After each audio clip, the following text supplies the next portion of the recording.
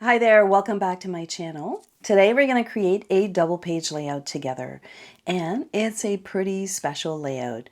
All week long, the creative design team are celebrating. We are celebrating our very good friend, Erin. Erin has reached 30,000 subscribers right here on YouTube, and we are very proud of her. For my video today, I picked this layout from Erin right here. It all started from this sketch. This sketch is from the CDT sketchbook. It is volume 1 and I believe it's on page 13. I really like this layout and I picked it because the orientation of the photos are really going to match the story I want to share with you today. It's a pretty funny story, so let's get started. Let's take a look at my photos against the sketch here. You can see that I've already made a change. Here it's calling for 2 3x4s. I'm going to put in a full size 4x6. And then when I was looking at Erin's layout, she actually removed the top photos, or the photo placements if you want. She kept the supporting photos at the bottom and just added more embellishment. I was pretty inspired by her layout. Now, I do have a lot of photos that I could document, but I decided to pick the best 3 to go right here on this side. And Erin is probably thinking, oh no, she's going to document that moment. And yes, I am. This was our first full day in San Diego. We were finishing off our day. We stopped in close to Point Loma. There's a really nice fish market. And we walked up the pier. We took a few photos. Then Erin and I decided to walk up the pier and we were eyeing these fish totes. Now, I think you can guess where this is going. We were negotiating, okay, who's going to jump in this fish tote? They were clean. And who's going to push who? Well, you know what? I think we got labeled the troublemaker after this short stroll up and down the pier. So here we have us negotiating who's going to go into the tote. And then, of course, Erin jumped in and I pushed her down the pier like a mad woman. And we laughed. Oh my gosh, we laughed so much.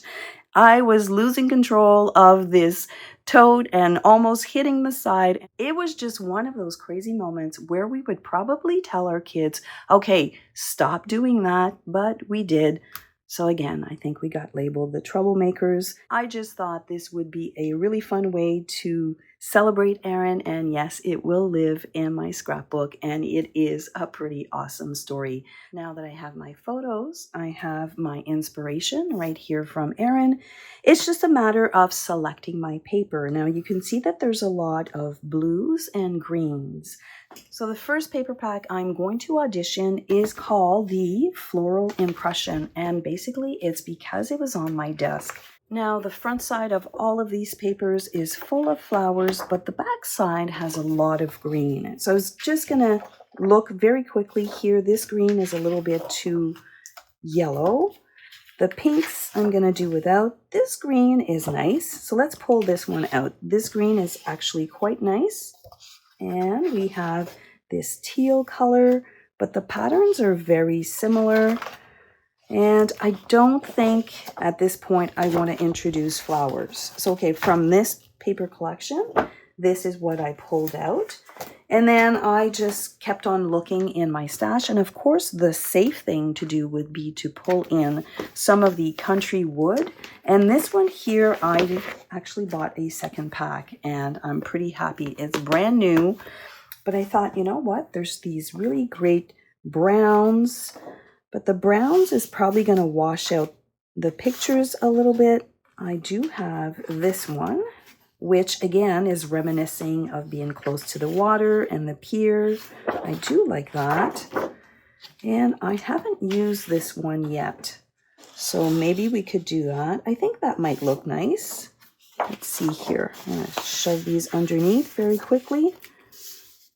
That's kind of a safe bet. If I'm looking at these two selections, I can say that this is a little bit too green for me. And the patterns are the same. I am using the same collection. I can definitely mix and match. This might work. I could, you know, take a little bit of that wood grain and then put these here. That might work as well. It's nice and bright. I do like that. Okay, so let's keep on going. I also pulled out this one, which is called Serene Love. And again, the reason why I pulled it out is because I know I have a lot of green in my photos. So let's see what that looks like. I've got this one here. I've got some pretty flowers at the back that could work as a neutral. I have this one. So, you know, this one kind of goes with the little tote. It's nice with these photos as well. Now, the last collection that I pulled, and you're probably going to be surprised, it's called the Perennial Lavenders. And the reason why I pulled out this one is because, now there's really pretty purples, and it really doesn't go with where we were. But I also know that, look at these greens. There's really pretty greens in here. And if I look at the photos, those look really nice. Like, let's just drop all the photos on there. I really do like that. Maybe I could mix and match with this pattern. What other pattern do I have in here that might work? Oh, let's stop. Look at that. Isn't that pretty? I like this combination. I could use that on the sides. This is very geometric. This is more organic. And this is safe. Which one would you pick? I think I've narrowed it down. I have to make my final decision. So I'm going to go back to Erin's inspirational artwork here. And I can see that she's got these really nice bold colors. This is where I thought of using the wood grain paper right here. I do like that quite a bit. I do find this a bit much with it. I find that there's a lot of pattern. I could flip it over. Let's see what that looks like. I could flip that over, but now I'm finding it a little bland. So we're going to say maybe yes to this one and maybe bring in this one. But I do like this. I do like the wood grain. I do like that this is lighter. It has a different pattern. I like the photos that are popping up against it. I like that a lot.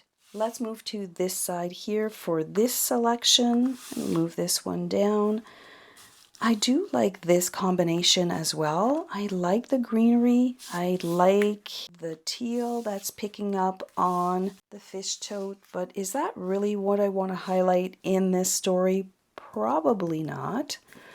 Let's take a look at it with this combination maybe. If I add this, it's nice and light and airy. I do like that. I do like the light color that I have here. Now it's just a case of, do I want to add this pattern paper on the edges or do I want to add this one? If I move over to this side, I'm really torn between these two papers here because they are going to go at the end. I know that. That is a for sure. I really like this color. You know what? Let's decide on a base for our layout, and I think that that's going to solidify. Is it going to be A or is it going to be B? For my base pages, I pulled in two colors. This is Crumb Cake, and I think I'm going to use the light side.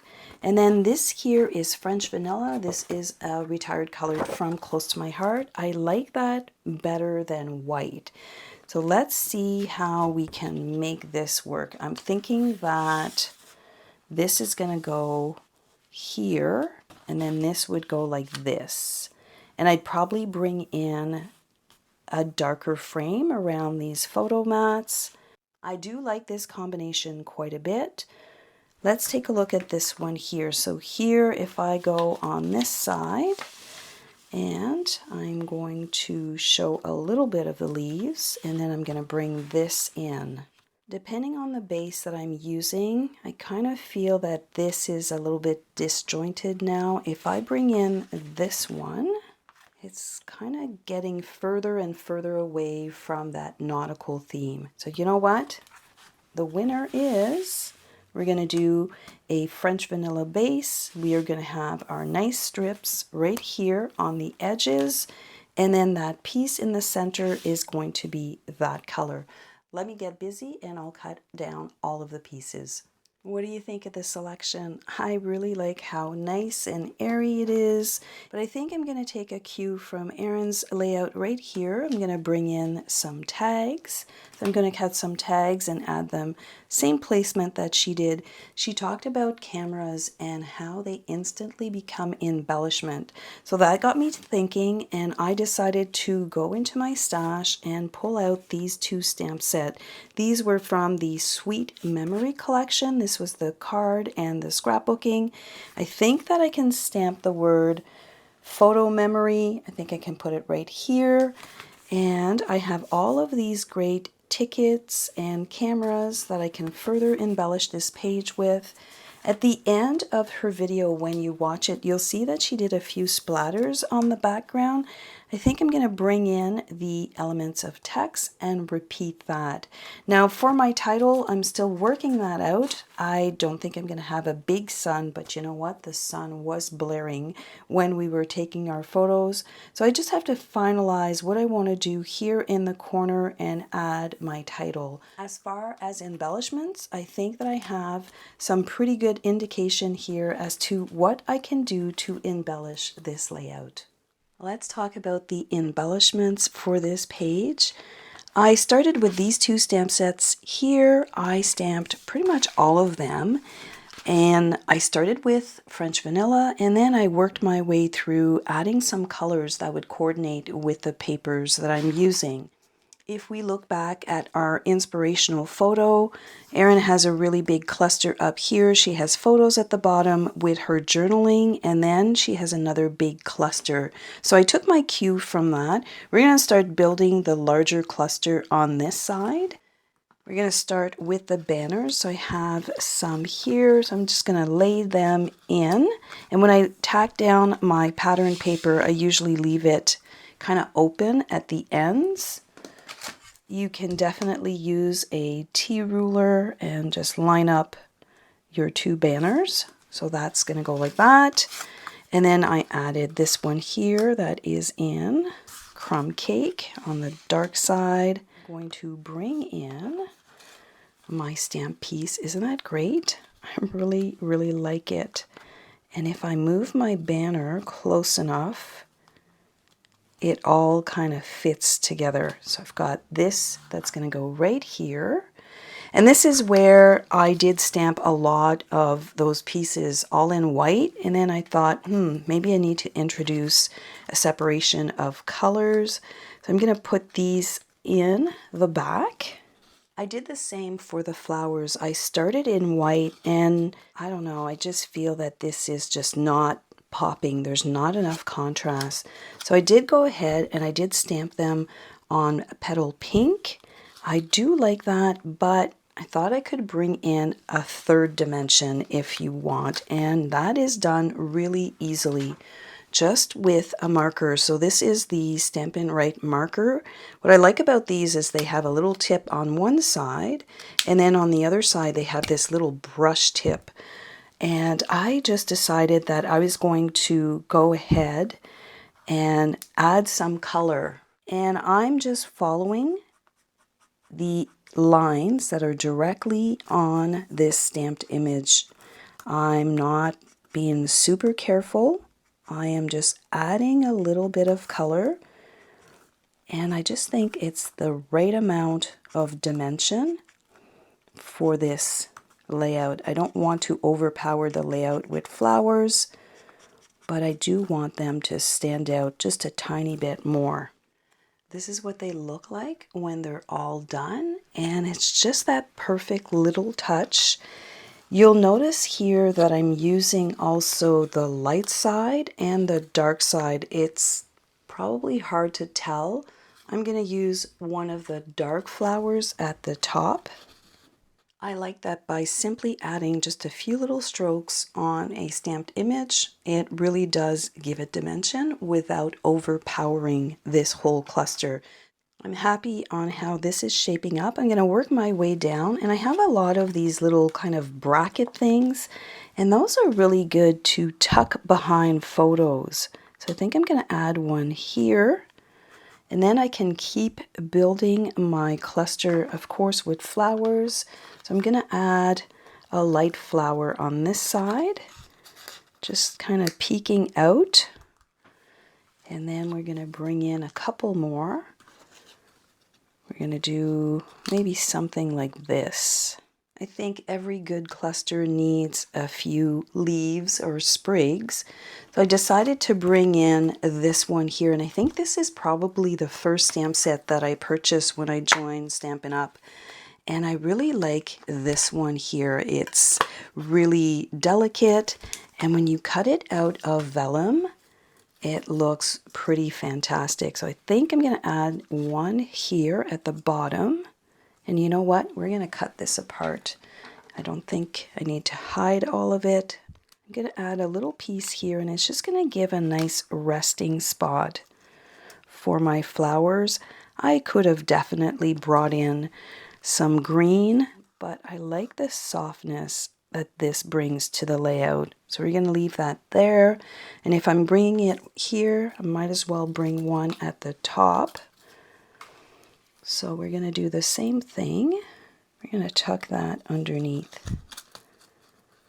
And it's just that added little texture to that cluster that really brings it all together. So now that I have a pretty nice cluster on this side, I'm going to move over to the other side, and we're going to start building this one. And this one, I felt that, remember at the beginning I was playing with this pattern paper, and I felt that it was a little bit bland. Part of me kind of wants to change these banners out to this, but we'll let that develop a little bit.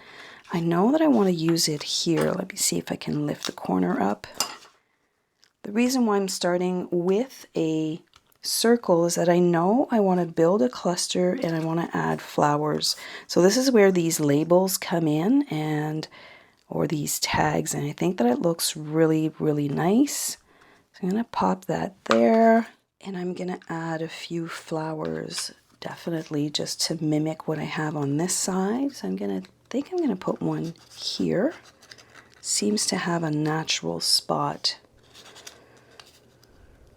on top. So we're going to add one like this. So I like the cascading look of that. And I think I'm going to do the same with this one. I am going to cut that in half. And we're going to add a piece. I'm going to lift this up. I'm going to add a piece here.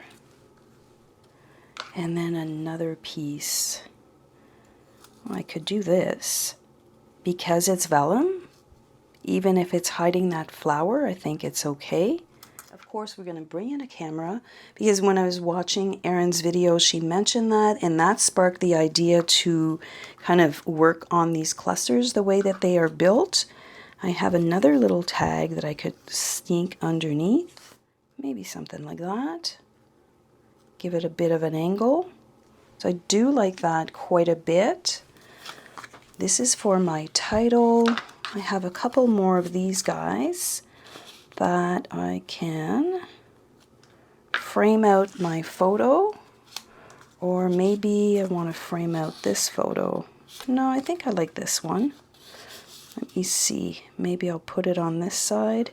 I think I like this. I like the way this is shaping up. And for this layout, I don't think I'm going to have the typical, if you want, visual triangle. You don't have to do that for all of your layouts. Sometimes they just come together, and because this is such a big kind of cluster at the end, I think I can get away with just two. I'm going to bring in my title, and I think that you're going to agree this is a pretty good title for this page, and it's going to live right up here. I could add a few little tags again, but I'm running out. I guess I could cut this one in half. So you can see that when I start working with loose pieces and building my embellishment clusters, and you know, sometimes it's nice to have stickers, but sometimes it's really nice to stamp your own. As you can see here, I stamped my own. I used the same colors that are in the paper collection, and I was able to really customize how they look on the page. Now, I did mention at the beginning that I want to add this, and I think that that's going to look really, really great. Let's bring in Erin's layout again. So she did it up here and at the bottom and at the bottom here. Now I could possibly add some here. I don't know if I want to mix the straight. I like this one. Okay, so this is where it's always a little bit scary when you start adding things like that at the end. But I could go like 1, 2, and 3 in like second generation. I don't think I want to bring in too dark. You know what? Let's bring in some crumb cake. I think done in crumb cake is going to be okay. It's going to be subtle and it's not going to take over. My original thought was to do them in this dark espresso color, but that might be a little bit much. Let me just grab a test piece here. And this is from my title, so you can see here I did a print and cut. I will list Erin's video down in the description box below. She explains very nicely how to do this. And I will also list down the fonts that I used. So let's do a test and see how this is going to look. Oh, I think that's going to look really pretty. Okay. So now it's just a case of moving things out of the way and stamping. So we're going to have one here. So if I bring everything back, oh, I do like that. And I think I'm going to go out second generation and again second generation. I don't want it to be too much, but I think this is a really nice add-on. I like that. So I've got here that I can do, and then I'm going to move to this side and we're going to repeat that same thing. I might do the full strength in the center. So I want to see again. I'm going to go 1, and then this one I can move out. 2. We're going to stamp off, and we're going to move this down. Hopefully I did that right. Oh, that looks great. I really like that. I really like just a little bit of details at the back. Now let's repeat that here. I think that's fun. It just brings a little bit of texture in the back. It replaces the look of a splatter. How about we bring one last thing? I'm going to bring in one last element, and I think I want to do a little bit of ink blending in back of my title, especially so that it looks like my title has been sun-kissed. So we're going to start here in the center. Let's see if that shows. Oh, that's really pretty. Again, very minimal on the ink and the details. Sometimes these details are what makes the page really stand out. I really like that. I'm going to do it all the way down here. I want that to show up at the top and at the bottom, but I don't want it to be on my blue paper. So I'm going to cover that up, and then I'm going to bring back my title. I think that looks really pretty. Pretty enough to do it on this side as well. I'm going to reconstruct my little clusters that you saw me put together, and you know what? Now that I have the ink blending and everything, I think I'm going to swap out these pieces and bring in this pattern paper. I think that it's going to complete the look. So let me go ahead, get busy. I will adhere all of these pieces down. Let's take a look at the completed pages. I love the way they turned out, and thanks to Erin, I was inspired to pull out these stamps, the cameras. Thanks for the laughs, Erin. Thanks for the great memory, and congratulations on reaching 30,000 subscribers right here on YouTube. Now, you guys are going to enjoy a full week of CDT videos, plus Erin is inviting a few crafty friends. I think it's fair to say that I'm not going to be the only one saying this week. Erin, thank you so much for the weekly inspiration. It is an honor to work with you and a pleasure. Thank you for the memories, and hopefully next time we get together, we're not going to be labeled the troublemakers. It was fun though, right? Have yourself a fantastic day. Don't forget to check the playlist right here at the end. The CDT have posted videos all week long, and we have a few special guests. If you've enjoyed this video, I'm sure you'll enjoy this playlist. Everybody's been posting all week long. Have yourself a fantastic day, and I'll see you in the next video. Bye for now.